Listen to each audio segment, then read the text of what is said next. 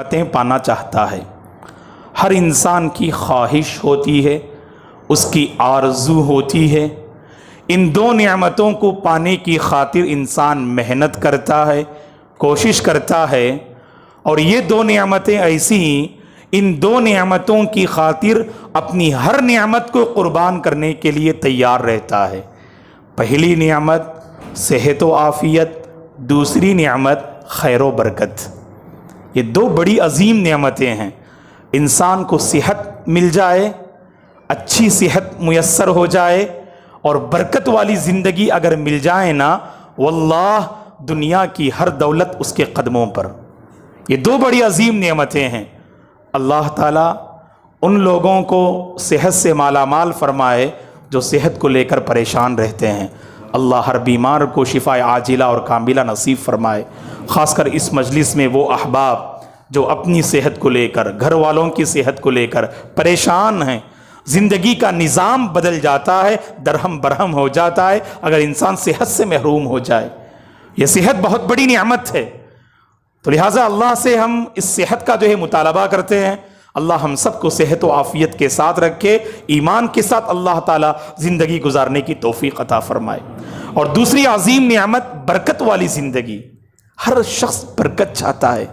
آج گھر گھر کا مسئلہ بے برکتی ہے، ہر فرد کا مسئلہ بے برکتی ہے۔ وقت میں بے برکتی کی شکایت، کام میں بے برکتی کی شکایت، کمائی میں بے برکتی کی شکایت، اور ہر معاملے میں ہم بے برکتی کی شکایت کرتے ہیں۔ دوستو، اگر آپ صحت چاہتے ہیں، برکت والی زندگی چاہتے ہیں، اللہ نے اس راز کو ایک عبادت میں رکھا ہے، اور اسی عبادت سے متعلق ایک عظیم موسم کا ہم استقبال کرنے جا رہے ہیں، عشر ذی الحجہ۔ جو ذی الحجہ کے 10 ایام ہیں نا، جو ذی الحجہ کی مبارک 10 دن ہیں، ہم ایک لفظ میں اسے سمو سکتے ہیں۔ ان 10 دنوں کا پیغام ذکر الہی ہے، اور ذکر الہی میں اللہ نے صحت رکھی ہے، ذکر الہی میں اللہ نے برکت رکھی ہے، ذکر الہی میں اللہ نے سکون رکھا ہے، ذکر الہی میں اللہ نے اطمینان رکھا ہے۔ ہر مسئلے کا حل آپ ذکر الہی میں تلاش کیجئے۔ آپ آیات کریمہ کو پڑھ کے دیکھیے۔ آپ جانتے ہیں اللہ کے نبی پر جو پہلی آیات کریمہ نازل ہوئی وہ سورہ علق کی ابتدائی 5 آیتیں، اس کے بعد ایک مدت کے بعد، فترے کے بعد اللہ کے نبی پر سورہ مدثر کی ابتدائی آیاتیں نازل ہوئیں، اور ان آیتوں کے ذریعے اللہ نے اپنے حبیب کو پیغام دیا، اے کمبل اوڑھ کر سونے والے اٹھ جائیے، آپ کے کندھوں پہ عظیم ذمہ داری ہے دعوت و تبلیغ کی، اس دعوت و تبلیغ کی ذمہ داری کو نبھائیے۔ یا ایھا المدثر قم فانذر۔ اس کے بعد اللہ نے کیا حکم دیا؟ وَرَبَّكَ فَكَبِّرْ۔ اہل علم نے بہترین نقطہ بیان کیا، ہر کار خیر کی شروعات، اس میں آپ برکت چاہتے ہیں، کامیابی چاہتے ہیں، اللہ کی مدد چاہتے ہیں، اللہ کی نصرت چاہتے ہیں، اس کی تائید چاہتے ہیں، آپ کو اللہ کی بڑائی اور اس کی کبریائی بیان کرنی ہے۔ اللہ کی بڑائی سے کام کی شروعات کرو، اس کام میں اللہ نے خیر کے اور برکت اللہ نے اس میں رکھا ہے۔ اور اسی طرح کام کے اختتام پر بھی اللہ نے کس کا حکم دیا؟ سورہ نصر کی آیات کریمہ پڑھیے، اذا جاء نصر اللہ والفتح ورأیت الناس يدخلون فی دین اللہ افواجا فسبح بحمد ربک واستغفر۔ اللہ اکبر۔ عظیم ذمہ داری سے آپ فارغ ہوئے۔ اس دین کی امانت کو اللہ کے نبی نے بندوں تک، صحابہ تک پہنچا دیا۔ حجۃ الوداع کے موقع پر اللہ کے نبی نے ایک ایک دین کی بنیادی تعلیم اور پیغام کو صحابہ کے سامنے ذکر کرتے ہوئے پوچھا، اے میرے صحابہ، کیا میں نے پہنچا دیا؟ کیا میں نے دین کی اس امانت کا حق ادا کر دیا؟ سارے صحابہ ایک آواز ہو کر سارے صحابہ نے فرمایا، کیوں نہیں اللہ کے نبی، آپ نے پہنچا دیا، آپ نے ادا کر دیا۔ اللہ اکبر۔ تو اس کے بعد اللہ نے کیا حکم دیا؟ اسی ذکر کا حکم دیا، تسبیح کا حکم دیا، استغفار کا حکم دیا۔ تو ذکر الہی سے میرے اور آپ کا بڑا گہرا رشتہ ہونا چاہیے دوستو۔ ہماری زبان اللہ کے ذکر سے تر رہے۔ اس کا فائدہ جانتے ہیں کیا ہوگا؟ ہماری زبان اگر ذکر الہی سے تر ہونا، ہماری زبانیں اگر ذکر الہی کو لے کر اگر اس کی عادی ہو جائیں، ہم غیبت سے بچ جائیں گے انشاءاللہ، ہم برائی سے محفوظ ہو جائیں گے، ہمارے خیالات محفوظ، ہماری سوچ محفوظ، ہماری جوانی محفوظ، ہماری عزت و آبرو محفوظ۔ کیوں آج محفوظ نہیں ہیں؟ ہم نے اس زبان کو بے لگام چھوڑ دیا۔ اور زبان کو کیوں بے لگام چھوڑا؟ زبان عظیم خیر سے محروم ہے آج۔ کبھی کبھار ہم ذکر کر لیتے، ذکر بڑی نعمت ہے، اللہ کی بڑی توفیق ہے، یاد رکھو۔ اللہ تعالیٰ کسی بندے کو عذاب سے دوچار کرنا چاہتے ہیں، امام ابن قیم رحمۃ اللہ علیہ نے بڑی اہم بات فرمائی، اللہ اس بندے کی زبان کو ذکر سے محروم کر دیتے ہیں۔ کبھی ذکر کی توفیق آپ کو نہیں ملے گی۔ حالانکہ بعض اذکار ہم جانتے ہیں، کھانے سے پہلے بسم اللہ کہنا چاہیے، کھانے کے بعد الحمدللہ الذی اطعمنی ھذا ورزقنیہ من غیر حول منی ولا قوہ، سوتے ہوئے ذکر، اٹھتے ہوئے ذکر، اوپر چڑھتے ہوئے اللہ کی بڑائی، نیچے اترتے ہوئے اللہ کی تسبیح، قدم قدم پر تسبیح اور ذکر کا جو ہے اہتمام کرنے کی ہمیں تعلیم دی گئی۔ صبح کے اذکار، شام کے اذکار، کیا ہم جو ہے پابندی کرتے ہیں دوستو؟ واللہ ہر مسلمان اپنی زندگی کا جائزہ لے کر دیکھیں، اس عظیم دولت سے ہم اور آپ محروم ہیں۔ کلیمتانی حبیبتانی الی الرحمن خفیفتانی علی اللسان ثقیلتانی فی المیزان، بڑی عظیم حدیث۔ دو مبارک کلمے، کیا توفیق ملتی؟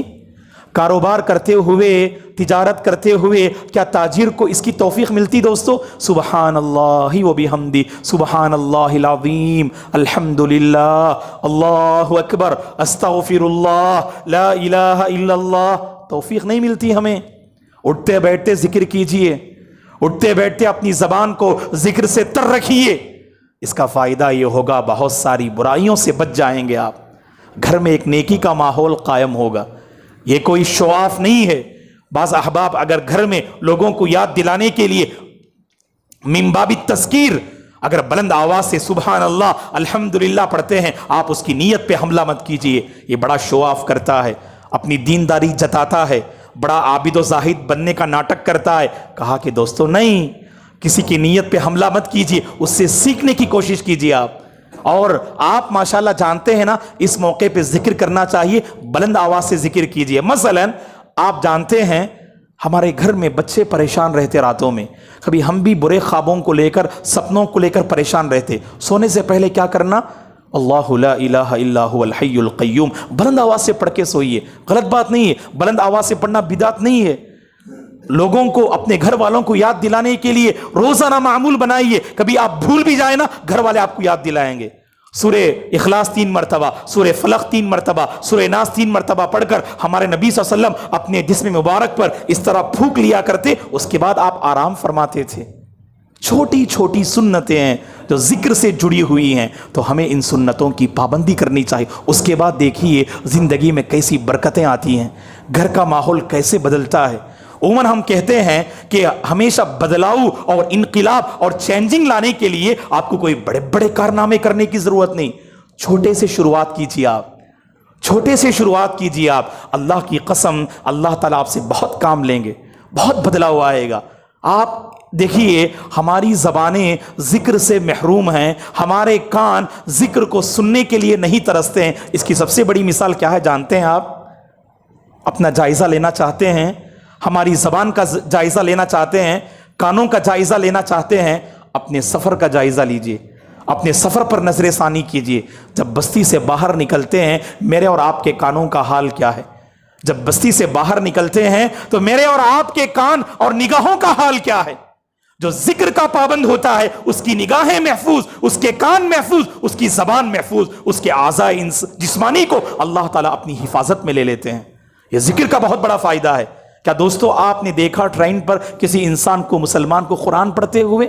ملتے ہیں، ایک آدھ واقعات آپ کو ملیں گے۔ معاشرے میں آپ ایسے افراد کو انگلیوں میں گن شمار کر سکتے ہیں، آپ فلاں فلاں فلاں، بس بڑی تعداد۔ اللہ رحم فرمائے۔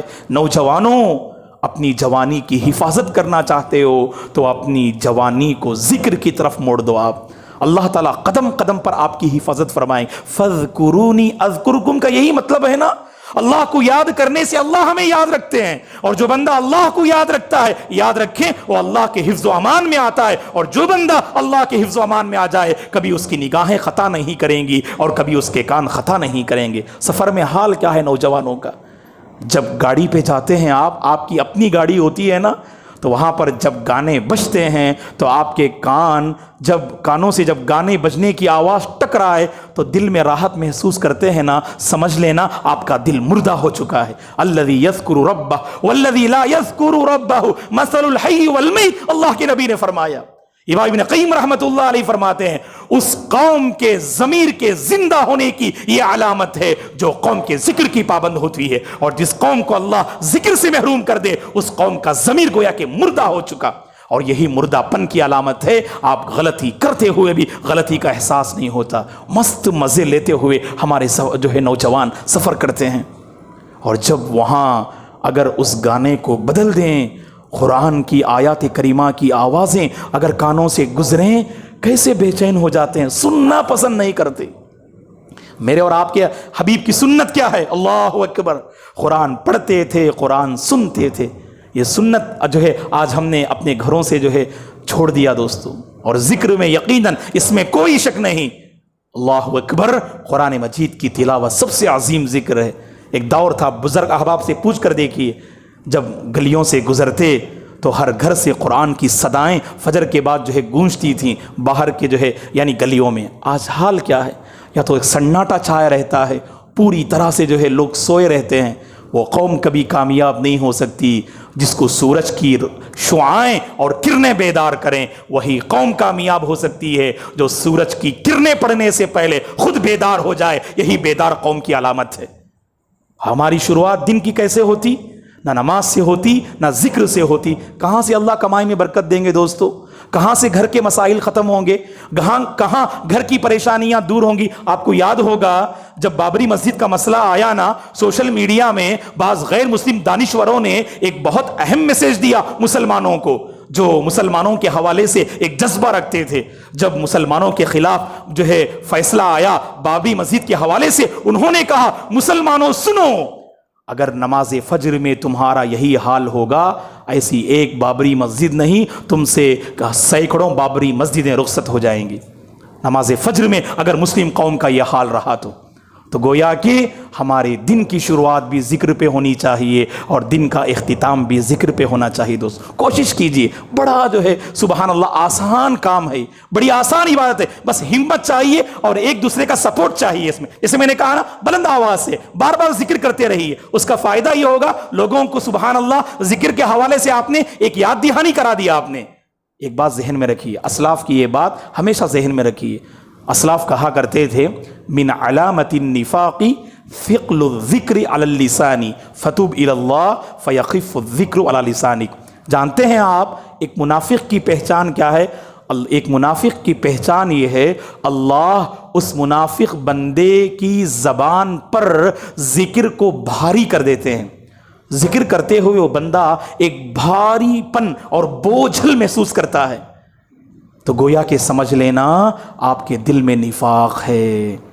کیوں؟ اللہ نے قرآن کا مطالعہ کیجئے، اللہ نے قرآن میں منافقین کے بارے میں ایک اہم صفت کو ذکر کیا، وَلَا يَذْكُرُونَ اللَّهَ إِلَّا قَلِيلًا۔ منافق اللہ کو بالکل نہ کے برابر یاد کرتے ہیں، بہت کم یاد کرتے ہیں، جبکہ اہل ایمان کے بارے میں اللہ نے بار بار اللہ نے یہ تاکید فرمائی، یا ایھا الذین آمنوا اذکروا اللہ کثیرا۔ یہ ذکر کثرت سے مطلوب ہے، کبھی کبھار یاد کر لیا یہ کوئی کارنامہ نہیں، ہمہ وقت ہمیشہ اللہ کو یاد کرنا چاہیے، کثرت سے یاد کرنا چاہیے، زیادہ سے زیادہ یاد کرنا چاہیے، لعلکم تفلحون، تاکہ تم کامیاب ہو جاؤ۔ تو لہٰذا دوستو مجھے اور آپ کو چاہیے کہ ہمیں خیر پانا ہے، بھلائی پانی ہے، عزت و سربلندی پانی ہے، آگے بڑھنا ہے، اللہ کی مدد حاصل کرنی ہے۔ اللہ کو ہمیشہ یاد رکھیں، جہاں آپ زبان سے آپ اللہ کو یاد رکھتے ہیں، عملی زندگی سے بھی اللہ کو یاد رکھیے گا۔ کوئی بھی قدم آگے بڑھانے سے پہلے یہ سوچیے گا اس میں اللہ کی مرضی ہے کہ یا نہیں، یہ جائز ہے کہ ناجائز، حلال ہے کہ حرام، حق ہے کہ یا باطل، یہ سوچ سمجھ کے آگے بڑھنا، یہ بھی ذکر کی ایک اعلیٰ جو ہے مثال ہے اور ذکر کا ایک اعلیٰ نمونہ ہے۔ اس عملی زندگی میں بھی ہمیں ذکر کا ایک نمونہ پیش کرنا چاہیے، ذکر الہی کا، ذکر الہی جس کا تعلق صرف زبان سے نہیں ہے، ہماری عملی زندگی سے بھی اس کا تعلق ہے۔ ہمیشہ یاد رکھیں ہم ایک مسلمان ہیں، اس حقیقت کو جان کر سمجھ کر زندگی بسر کرنا بھی یہ ذکر الہی میں شامل ہے۔ تم شوق سے کالج میں پڑھو، پارک میں کھیلو، جائز ہے غباروں میں اڑو، چرخ پہ جھولو، پر ایک سخن بندے عاجز کی رہے یاد، اللہ کو اور اپنی حقیقت کو نہ بھولو، اللہ کو اور اپنی حقیقت کو نہ بھولو۔ ہمیشہ اللہ کو یاد رکھیے اور اپنی حقیقت کو بار بار یاد دلاتے رہیے۔ آپ ایک مسلمان ہیں، ایک مسلمان کا کیا کردار ہونا چاہیے، مسلمان کی کیا پہچان ہوتی ہے، مسلمان کی کیا صفات ہوتی ہیں، ان کو آپ مد نظر رکھتے ہوئے زندگی بسر کریں گے، اللہ تعالیٰ یقیناً خیر کے فیصلے فرمائیں گے۔ حالات جیسے بھی ہوں، اگر مسلمان ہم وقت اللہ کو یاد کرتے رہیں، ایک دن ایسا ضرور آئے گا حالات ہمارے موافق ہوں گے۔ یہ جو کالے بادل ہم پہ منڈلا رہے ہیں، یہ کالے بادل چھٹ جائیں گے، ایک روشن صبح نمودار ہوگی، جو صبح ہر ناحیے سے مسلم قوم کے حق میں انشاءاللہ خیرات اور برکات کے فیصلے لے کر آئے گی۔ اسی صبح کا ہم انتظار کر رہے ہیں، تو اس کے لیے مجھے اور آپ کو چاہیے ہم اپنے رب کو راضی کرنے کی کوشش کریں، اور راضی اللہ اس کو یاد کرنے سے ہوتا ہے۔ اور آخری حدیث کہہ کر اپنی گفتگو ختم کرتے ہیں۔ ایک صحابی نے اللہ کے نبی سے پوچھا، بڑی عظیم حدیث ہے، اے اللہ کے نبی، شریعت کی تعلیمات تو بہت زیادہ ہیں، آپ ایک ایسا عمل بتائیے گا میں ہمیشہ اس عمل کو اپنی زندگی کا حصہ بنا لوں۔ اللہ کے نبی نے نصیحت کرتے ہوئے فرمایا، لا یزال لسانک رطبا من ذکر اللہ، تمہاری زبان ہمیشہ اللہ کے ذکر میں، اللہ کے ذکر سے تر رہنی چاہیے، اللہ کی یاد میں رہنی چاہیے۔ اس کا فائدہ یہ ہوگا دوستو، جب ہمارا خاتمہ ہوگا نا، خاتمہ بالخیر ہوگا، ذکر پر ہمارا خاتمہ ہوگا۔ ہمیشہ باوضو رہنے کی کوشش کیجئے، ذکر کی پابندی کیجئے۔ جب روح ہماری قبض ہوگی، حشر کی عدالت میں ہم حاضر ہوں گے تو اللہ کے پاس یہ پیش کر سکتے ہیں، اے اللہ، جب تیرے فرشتے نے ہماری روح کو قبض کیا اس وقت ہم باوضو تھے، اس وقت ہم تیرے ذکر پر قائم تھے۔ تو یہ حسن خاتمہ کی علامت ہے دوستو۔ برارم اللہ سے دعا کرتے ہیں اللہ تعالی ہم سب کو ذکر کا پابند بنائے، اللہ تعالی ہم سب کو حقیقی چین و سکون والی زندگی نصیب فرمائے، برکتوں والی زندگی نصیب فرمائے۔ دشمنان اسلام کی سازشوں کو اللہ مٹی میں ملا دے، ہر فتنے سے اللہ ہم سب کی حفاظت فرمائے، ہر فتنے سے اللہ ہم سب کی حفاظت فرمائے۔ قدم قدم پر اللہ کو یاد کرتے ہوئے، اللہ کو راضی کرتے ہوئے زندگی کے اس سفر کو آگے بڑھانے کی اللہ ہم سب کو توفیق عطا فرمائے۔ آج مغرب نماز سے قبل ایک دکھ بھری خبر ہمیں ملی کہ اسی جماعت کے ایک مصلی جناب نذیر حسین صاحب رحمۃ اللہ علیہ عرف ناصر صاحب کا انتقال ہو گیا۔ اللہ ان کے حق میں بھی ہم دعا کرتے ہیں، اللہ ان کی بال بال مغفرت فرمائے، اللہ کروٹ کروٹ جنت نصیب فرمائے، ان کے رشتہ داروں کو اللہ صبر جمیل نصیب فرمائے، خاص کر ان کی اہلیہ محترمہ اور بچوں کو اللہ صبر جمیل نصیب فرمائے، اور اس موت سے عبرت حاصل کرنے کی اللہ ہم سب کو توفیق عطا فرمائے۔ اللہ جب تک اس دنیا میں باقی رکھے، اس کے دین پر باقی رکھے، اس کے ذکر پر باقی رکھے، اسی کے ذکر پر اللہ ہم سب کو خاتمہ نصیب فرمائے۔ اللہ اس جماعت کی حفاظت فرمائے، اور پورے وجے واڑہ میں جہاں کہیں مسلمان آباد ہیں اللہ سب کو دیندار بنائے، نیک بنائے، اللہ تعالی ہم سب کو ایک بنائے، اللہ تعالی نیک نامی کے ساتھ زندگی کے اس سفر کو آگے بڑھانے کی توفیق عطا فرمائے۔ ہم احباب جماعت کا، ذمہ داران مسجد کا ہم جو ہے تہ دل سے شکریہ ادا کرتے ہیں۔ ایک اور مرتبہ آپ کے درمیان حاضر ہو کر کچھ باتیں کہنے کا موقع عنایت فرمایا۔ اللہ تعالی آپ تمام کو اس کا بہتر بدلہ دنیا اور آخرت میں عطا فرمائے۔ جزاکم اللہ خیرا وبارک فیکم۔ اقول قولی ھذا واستغفر اللہ لی ولکم ولسائر المسلمین من کل ذنب فاستغفروہ انہ الغفور الرحیم۔ والسلام علیکم ورحمۃ اللہ وبرکاتہ۔